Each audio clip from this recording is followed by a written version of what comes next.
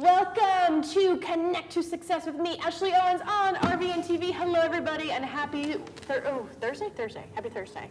Yes, it is. It's the week after New Year's, right? It's the first full week of work. This is where everybody kind of, their heads are on fire, their pants are on fire, and everyone, is kind of hitting on what they need to hit on. Everyone's going to be the best version of themselves this week. That's for sure. Next 2 weeks. Yes. I know. I think I lasted 3 days doing the no coffee thing. Yeah. And I've had more headaches than I've had ever in my entire life because of the lack of water and So it's been worth it. Yeah. Yep. I'm great. Doing fine, guys. Yeah. Well, welcome everybody to Connect to Success. I am your host, Ashely Owens. Today I have the lovely and talented Matt Jakubowski from Gallagher Insurance. I have the pleasure of also being in a mastermind group with you as well, so that's kind of fancy. The pleasure's mine. Oh, thanks, buddy. Thank you so much. No, it's a lot of fun. So we met a few years ago. Mm-hmm. And I'm super excited to be on the show because I've had a lot of the mastermind group on the show. And what I love about what you do is the fact that you guys are, and correct me if I'm wrong, family owned and operated. Is that correct? We're very unique in the sense that we are publicly traded, but the Gallagher family still runs our company. Perfect. So why don't you tell the audience a little bit more about you? Remind me, you just got married last year, right? Yeah, got married in September. Yay! Yep. So it's already been a year. No. Just a few months. A few months. Few months. Gosh, how's married life? It's just wonderful. It's the same. Right? It is pretty much the same. Although she had to change her last name, which was a little difficult for her. Yeah, I avoided that completely. Yeah. Well, she pulled the short straw on that one. Good for her. Mm-hmm. That's right. But I remember when you gave a presentation in our mastermind group, you have about 1,000 siblings and cousins, right? Almost? I do have 800? A decent sized family. Okay, so how many people do you have? So I'm one of 4. Okay. And what makes my family so big is my father is one of 7 boys. Each of those uncles have each had anywhere from 2 to 4 kids. Yeah. And almost all of us are here in South Jersey. Yeah. So I have like 30-something cousins, and they're married. So I have all these cousin-in-laws, and we're all running around with a big, ugly last name that stands out. So I do have a big family. It's a lot of fun. How was the holidays? How were the holidays? Exciting. Yeah. You'd think it's like really crazy and not relaxing with a family like that, but all of it's local, so we don't really travel that much around Christmas. Nice. So it was really nice and relaxing and a lot of laughs. Oh my God, that's the best. Yeah. All right, so tell me more about why Gallagher Insurance is why did they stick with having all of the families still involved in the business? Because it can go one of 2 ways. There's really no in between. It can go really well, it can go not really well. So it seems like you guys are more on the former. Sure. How does that work? And it's unique, right? Because typically when a company becomes publicly traded, they want to get some big financier or someone from Wall Street to run the company. Right. But the Gallagher family was always proud that they wanted people who actually had experience in the day-to-day experience of dealing with clients running the company, because they want people who understand what we do on the ground level, running and making the big-time decisions. Oh, wow. So yeah, they have been unique in that sense compared to most of our competitors that are also publicly traded, that they want someone with that Gallagher name running the company. And even some of the folks just under the president and CEO have the Gallagher name as well. And what is your niche? What's the niche that you guys really focus on?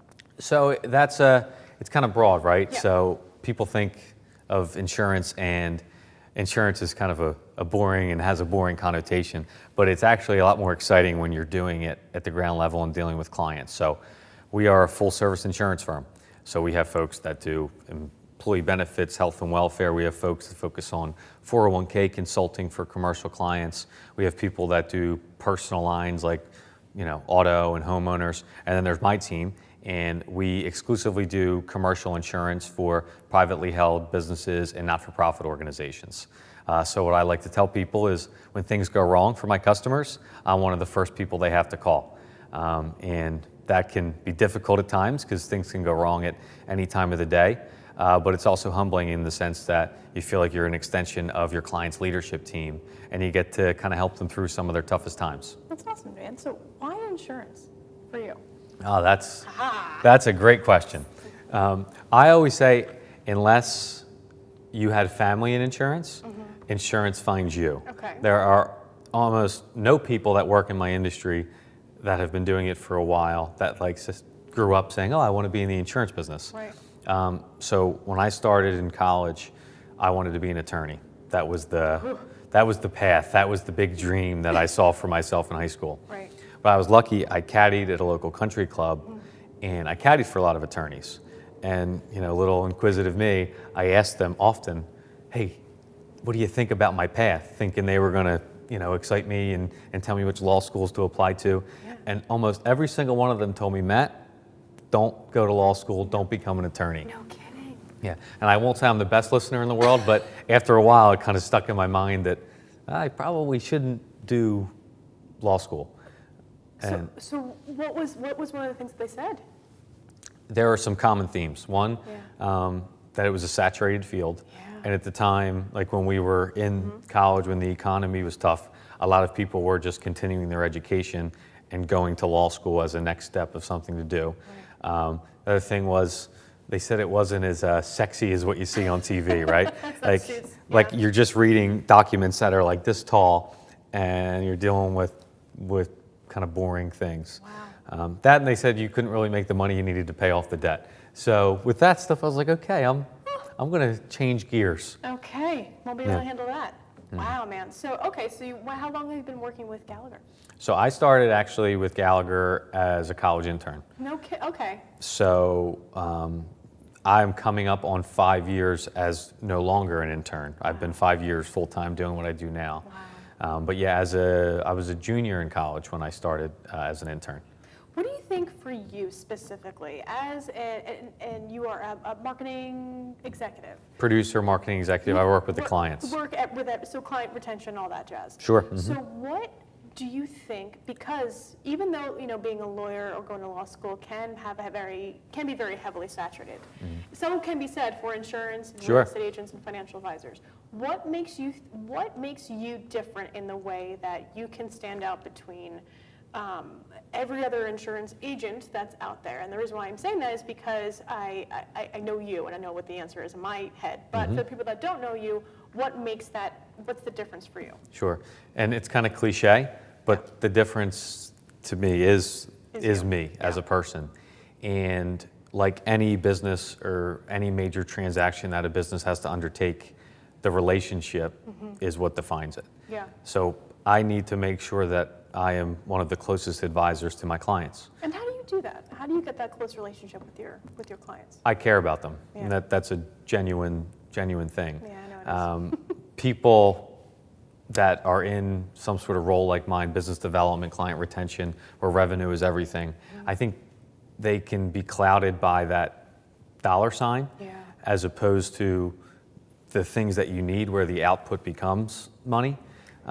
And I'm fortunate that the way I'm wired, I genuinely like to learn about people. Yeah. I like to care about them. I like to know about their families, what drives them. And in my business, that's kind of what I do.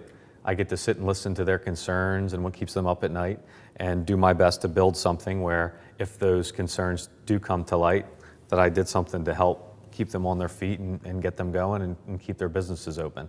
Where do you see your clients that are working with you? Like, what can your clients expect while working with you? They can always get a hold of me, that's for sure. That's good. If I don't answer, I'm probably going to call them back in an hour. Right. I'm very responsive, and I like to be more than a salesperson. And I really just see myself as a consultant, or like I said earlier, an extension of their leadership team. Yeah. The clients I deal with, people that are in the middle market or, mid-sized companies and not-for-profit organizations, they don't always have in their budget a risk manager, someone that they bring onto their team to pay a six-figure salary and benefits to help them with this and then help deal with their insurance broker. So they need me to kind of fulfill that role for them. So I try and help them with things more than just placing their insurance and asking them for premiums a couple times a year. I try and be there for them to help them through things when they're concerned about maybe taking on a new venture, opening up a new program.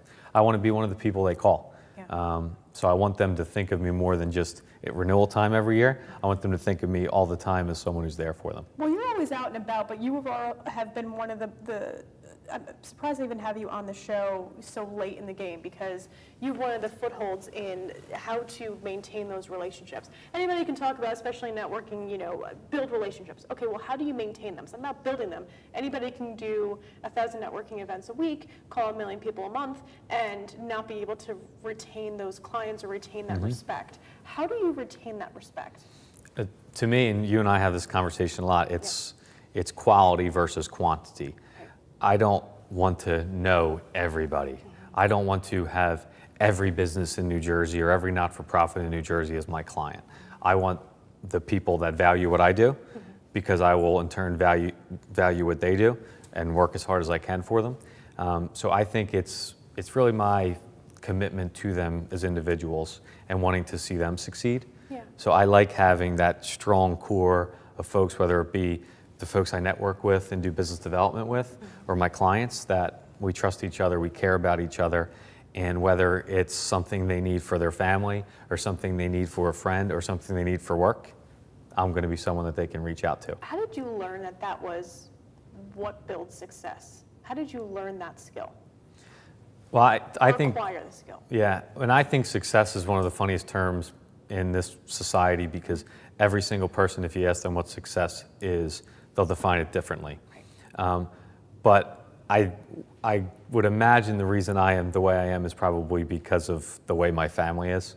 I kind of have a family full of a bunch of extroverts that, get really committed and passionate to things, full of athletes, full of winners per se. Yeah. So being around people that are just so outgoing and, so compassionate about others, you just kind of become that way. And I think it's also, too, if I can be so bold to say, that you have a family that's large but tight. So when you do your networking, when you build your relationships, you're kind of building them into this pocket of what a family dynamic should be, right? Mm-hmm. Which is why you're working for a family business, and then you're kind of taking those skills that you've built to kind of retain, because there's a lot of people in your family, to retain those relationships, and you basically copied and pasted it into how you maintain your clients. Is that an honest statement? I have very few clients and very few people I know professionally that when I see them, it's not a hug or a kiss when I see them, Yeah. instead of a boring old handshake. Yeah. And I guess you're right, I've never noticed it that way, but my family's big. I'm one of four. At the end of this month, me and my two brothers, we are all literally going to live in the same neighborhood. Oh my God, really? What neighborhood do you guys live in now? The one that's 5 minutes down the street from That's where my right. parents live. That's right. Yeah. So That's what I always my- say. That's like my nightmare. Yeah, right. Well, it's different for everybody, Ashely, right? So success, right? Yeah. But I literally, my neighbor at home is my elementary school. Wow. So I always joke, I've made it so far in life that I live right next to my elementary school. It's Well, on that really note- accomplished a lot. Oh my God, I love it. So on that note, we're going to come back and we talk to Matt about his tactical tips and practical takeaways, and learn more about how he maintains those relationships specifically with a family dynamic. I mean, it's pretty impressive. So stay tuned.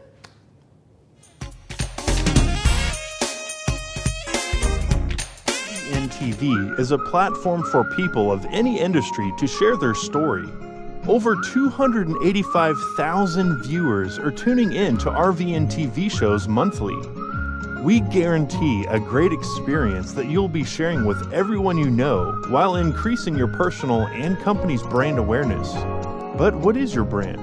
According to Forbes, it's a combination of your logo, your product, your design and feel, and your personality. Did you know that aside from being a guest, we offer even more opportunity to boost your brand? Adding your company logo and website on screen during your interview will allow viewers to recognize your brand instantly. Incorporating images and video clips is another great way to showcase your product during your live segment. Let viewers see how good you really are. And most importantly, there's you and your interview. For less than the cost of a newspaper, direct mail, or a magazine ad, you can leave our studio and within 48 hours have a permanent digital copy of your live segment to link to your social media, embed into your company website, or use in email marketing. Investing in your brand is so very important, and we can't wait to have you as a guest. Shelter dogs aren't broken. They've simply experienced more life. If they were human, we would call them wise. They would be the ones with tales to tell.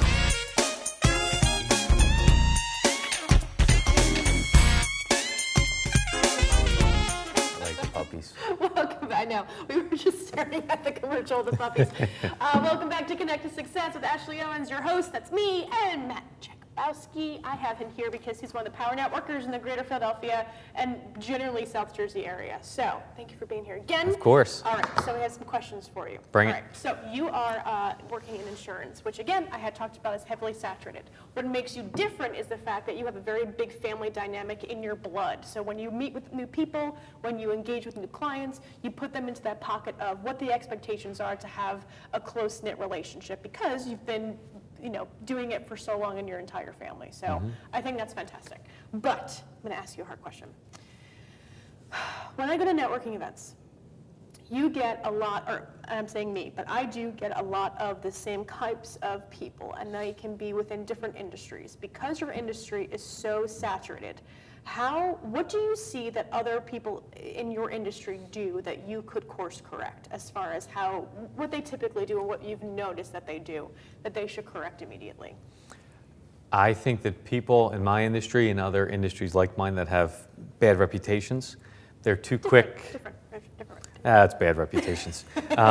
They're way too quick to tell someone they're meeting what they do. Great. And they want to almost word vomit what they do. And the fact of the matter is, even for me, who's someone who works in the industry, no one wants to talk about insurance. Nobody cares. Yeah, people don't care until they need it. Yep. And that's the fact of life.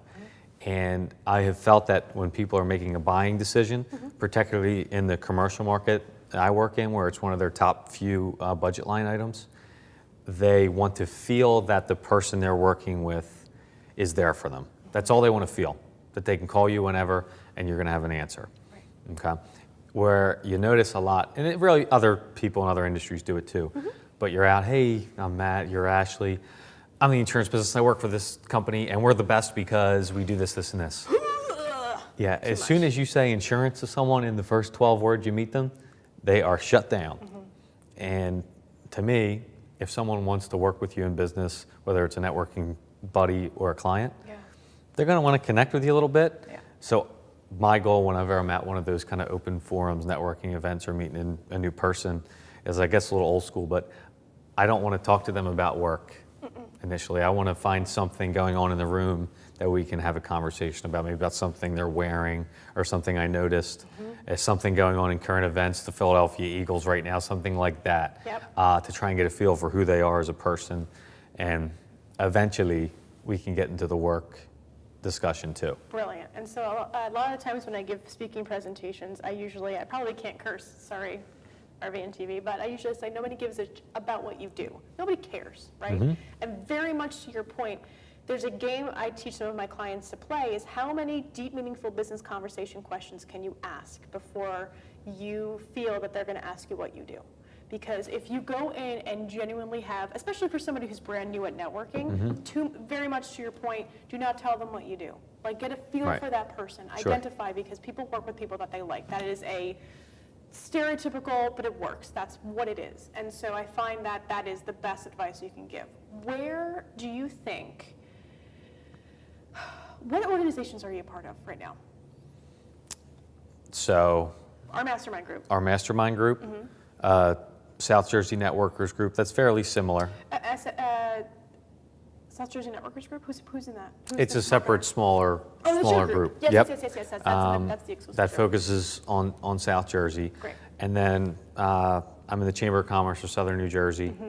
And CCSNJ? Yes. Oh, they're fantastic. I went as a guest. In fact, I owe somebody from there an email. They're great. Their organization Fantastic. is very, very, very good. events are useful. Yeah. You leave there a little bit smarter, which I like. It's Yep. a good use of your time, and it attracts a nice crowd of people that want to find opportunities. What makes a good networking event for you? What does it have to have?